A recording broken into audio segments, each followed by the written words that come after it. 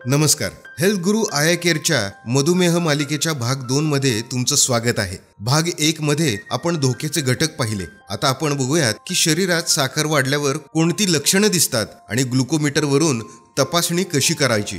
Type 2 मधुमेहाची मुख्य लक्षणे आणि काही चिन्हे. जर तुमच्या शरीरात साखर वाढू लागली असेल तर ही लक्षणं दिसू शकतात. पहिलं म्हणजे सारखी लघवी होणे, विशेषतः रात्री.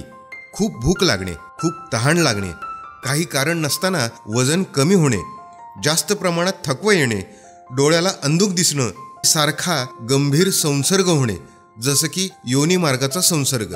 आणि हो, एकदा साखर वाढली की जखमा हळूहळू भरतात. ही लक्षणे दिसण्याआधीच अनेक लोकांमध्ये प्री डायबिटीस स्थिती असते. यात साखरेचे प्रमाण सामान्यपेक्षा जास्त असतं, पण मधुमेहापेक्षा थोडं कमी असतं. साधारण 100 ते 125 मिलीग्रॅम्स पर डेसिलिटर. जर या स्टेजमध्ये जीवनशैली सुधारली तर तुम्ही मधुमेह टाळू शकता. ग्लुकोमीटरचा वापर करून रक्तातील साखर मोजणं. तुमच्या डॉक्टरांना HbA1c तपासणीबद्दल विचारू शकता. ही तपासणी मागील 3 महिन्यांच्या साखरेची सरासरी सांगते आणि निदानासाठी खूप महत्त्वाची आहे.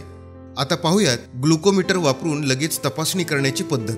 रक्तातील ग्लुकोज म्हणजेच साखरेचे प्रमाण तपासण्यासाठी ग्लुकोमीटर हे उपकरण वापरलं जातं. 1 थेंबात साखर किती आहे हे मशीन सांगतं. पाहूयात वापरण्याची पद्धत.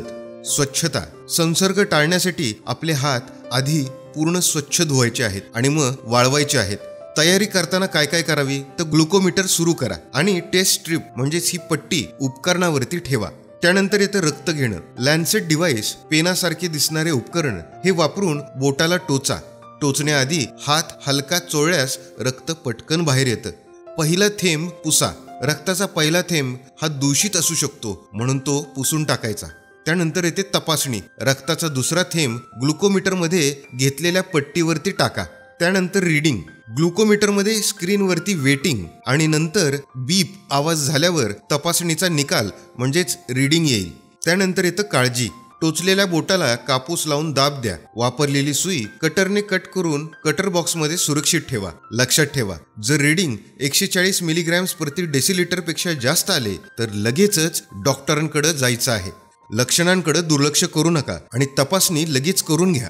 पुढील भागात आपण मधुमेहामुळे उद्भवणारी एक धोकादायक परिस्थिती हायपोग्लायसेमिया म्हणजे रक्तातील साखर कमी होणे याबद्दल बोलूयात. हा व्हिडिओ आवडला असेल तर लाईक करा, शेअर करा आणि हेल्थ गुरु आय केअर या यूट्यूब चॅनलला सबस्क्राईब करायला विसरू नका. भेटूया भाग 3 मध्ये. तोपर्यंत निरोगी राहा, सुरक्षित राहा. धन्यवाद.